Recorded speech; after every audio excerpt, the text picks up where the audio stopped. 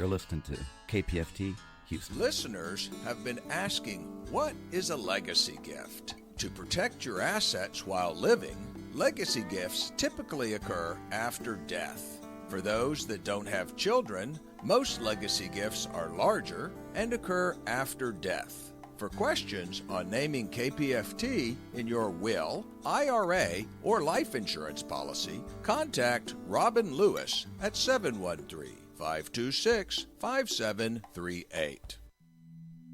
The Alzheimer's Association and the Ad Council present the story of Cynthia and Ed. My mother was always very active and independent. It's 90.1 KPFT. Time to check in with the R&R show. Yeah, well, thank you, Mr. Wikipedia. As anybody who knows me knows that I'm a little nuts. I've got a lot of... It's amazing some of the things that are in Ronnie's head. It's also amazing some of the things that are not in Ronnie's head. Who have you talked to Propriety, today? responsibility, things like that. Who have you talked to Everybody today? Everybody. Okay, the lady around the corner at the Yeah. Chevron. Ooh. Yeah, Yeah, you better stay away for a couple of days. Well, I mean, all I asked was, make sure I have a couple of pieces of pizza. That's all I asked. I didn't really complain that much the other day. Got a little side eye, did you? Oh, more than... Yeah, it was a side eye. Enjoy the great decades of music, banter, and fun. R&R, weekdays 1 to 3, here on KPFT. It's a tragedy for Houston radio. You are listening to 90.1 FM, KPFT Houston. Good morning. You're listening to Screen Reflections. This is your host, Michael Bergeron. Let's get started with some music from A Clockwork Orange.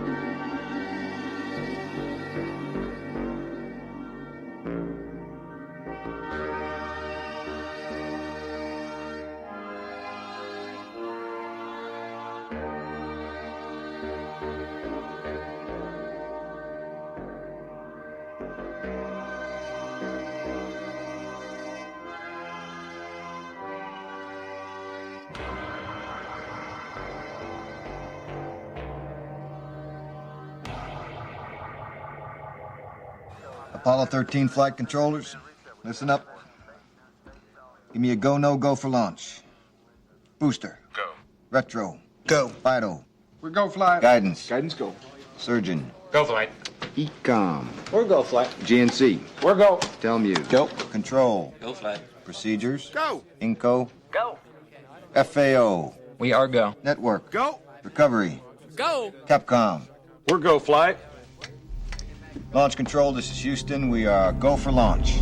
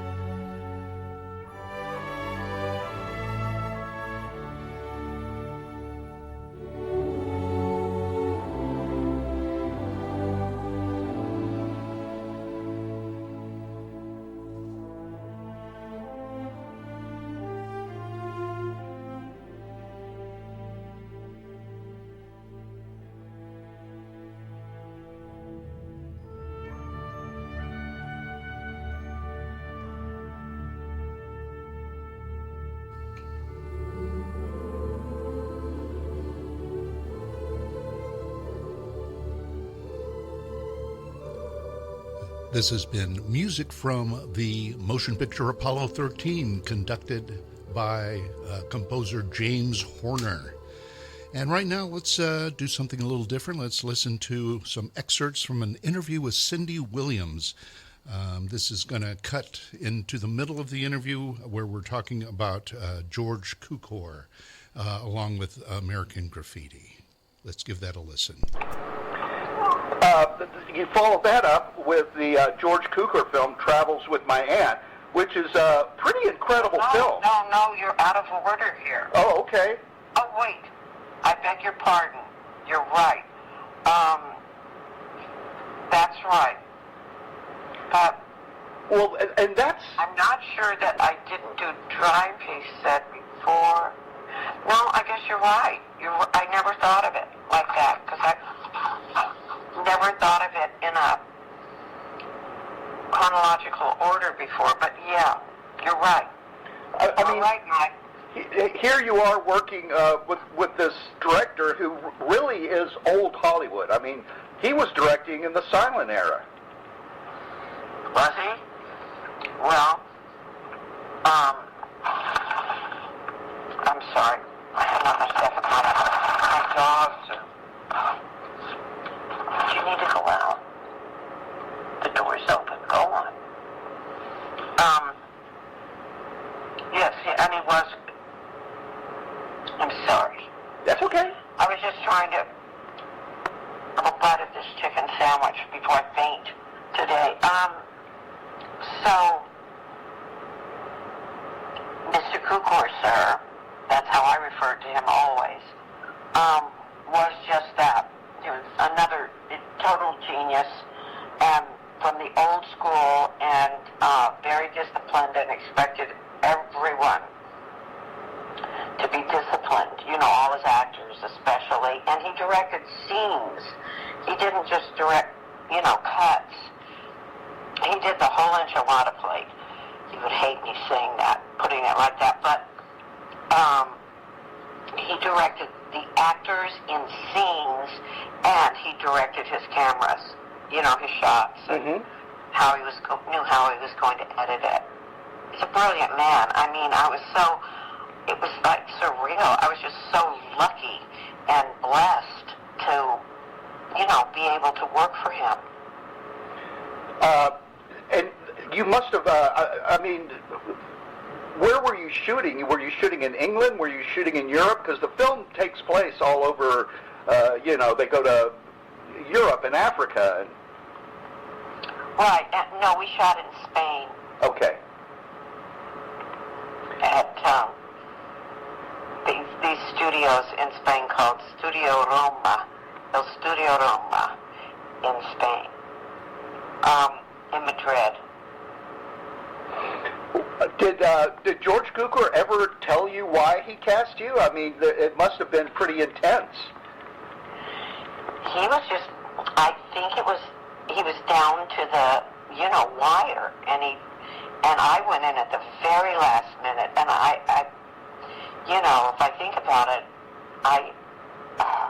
that audition, I write about that audition in my book, and I thought, well, there's no, I stand the shot of a snowflake in Hades here, getting this part. And I went in and I had studied the script, but when I was sitting in the outer office, waiting to go in, I just picked up a movie magazine and started flipping through it. And then the actress ahead of me came barreling out of the office and looked at me and burst out in tears and ran out of the office, and I thought, uh-oh. And I picked my script up again and started, hastily going over it once again before I was called in. And he's tough. I mean, he was tough. But I later on ran into, I believe it was his cousin. I was somewhere, and his cousin told me that this is, after American Graffiti, which became the movie I'd do next, right after Travels with My Aunt, and his cousin said he was ever so proud of me. And that was just a huge compliment. And I was, I was just proud of that he was, because I was such a neophyte, and it was so early on. And to work with, someone of that caliber, just someone so adept at what they did, and, just a genius like that. And you could feel it all, over him, and he would go over the script with me and over the script with me, and he was very disciplined, and that's why I always referred to him as Mr. Kukor, sir. To this day, do people come up to you ever and say, "Tooley, stay vertical"? No. Okay. No, but you must like that line. I do. It was you were the epitome of the. You weren't like a hippie girl, but you were like a free spirit, and you kind of loosen up this guy who's really uptight, and you're traveling on the Orient Express. It's a great role. It is a great role, and as I said, I'm just so grateful and feel so blessed to have been able to, to play it and to work with all those phenomenal people. Then you did another film, The Killing Kind, which was directed by Curtis Harrington, who himself is kind of a cult director. Right. And you get killed by John Savage in the film. Was that hard, just having to lie there in the bathtub playing dead? No, it was a little more difficult when they dumped me on the garbage heap and to play dead there. Rats. Yeah. But it was so much fun, and Curtis was great, and John was great, and Ann Southern was in that movie. She plays his mother. Right. Because he sort of plays a mommy's boy serial killer, and she was fantastic in that. I look at it and I go, oh my goodness, Ann Southern is just brilliant. She's just an underrated, praised actress, and she was just brilliant, and so was John. And Curtis, did you come across in your research that Curtis might have worked for Roger Corman? I'm not sure about that, but he definitely was on a similar path, because he was doing independent films in like the early 60s, like Night Tide, for instance, with Dennis Hopper and Luana Anders is considered like a benchmark of American independent filmmaking. Wow. Well, just the greatest guy, Curtis. Just a happy, always had a smile on his face, and totally encouraging kind of director. And I forgot who produced it. Do you have it there? Who the producer was? Because his whole team was just, just nice, wonderful people. It was when show business was, making movies was fun, and there wasn't, the kind of pressure there is these days. Was that George Edwards? Yes, George. Thank you, Mike. Yes, George. I just love them, and I believe George produced some of his other movies also, some of Curtis's other films. There was one thing I really found funny about that film. It's like, in one scene, John Savage goes up because one of the tenants has rats in her room, right? And I'm thinking, how are there possibly rodents in this house that have like a dozen cats? They were lazy cats. They were lazy, okay. And they were fed ever so well. But I don't know. That's a good question. But in the end, when they dumped me on the garbage heap, I do talk about this in the show, because I show a film clip of The Killing Kind, and I show the clip where Ann Southern and John Savage dumped me, onto a trash heap, and I'm laying there, and then rats start to crawl on my face, and then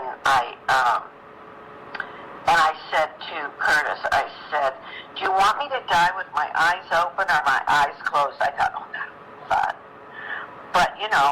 I get killed by a serial killer on page 36, which I always love to say.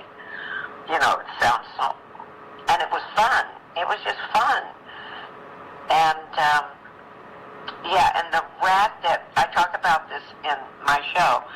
The rat that's about to crawl on my face is the same rat who played Ben, the rat, in the blockbuster movie Ben, about a homicidal rat. How about that? Yeah, and so we got to work together, and he was great. Okay, so moving on to American Graffiti, one of the things, of course, I'm 65. I grew up watching Ron Howard on Andy Griffith, and the thing I'm kind of interested in is, like, it seems like you got cast as Ron Howard's girlfriend, first in American Graffiti, and then in this TV movie called The Migrants, and then in Happy Days. Right. Ron and I talked about that one time. He brought that up. He said, we played, you know, all kinds of relationships together. And I also played his mother in this series called Insight. Do you remember that? No. I got to look that up. Yeah, look it up. And he plays a baby in heaven about to be born. And I play his mother, who's very ill on Earth and doesn't really want the baby. I believe that was it. We didn't actually have scenes together, but I always found that fun, you know, that I played his mother. And you can look that up. You'll like that, Mike. You'll like looking that one up in the storyline. And it was done by a father, I forget, one of the priests from the,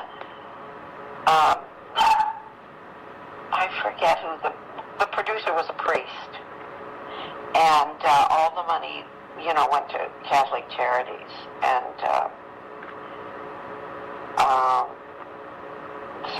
and Martin Sheen was on a lot of those. Maybe he was one of the producers. I don't know, but look it up. Don't print what I'm saying. But I did play his mother.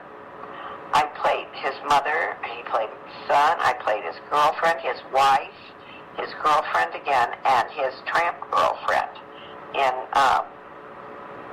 Happy Days.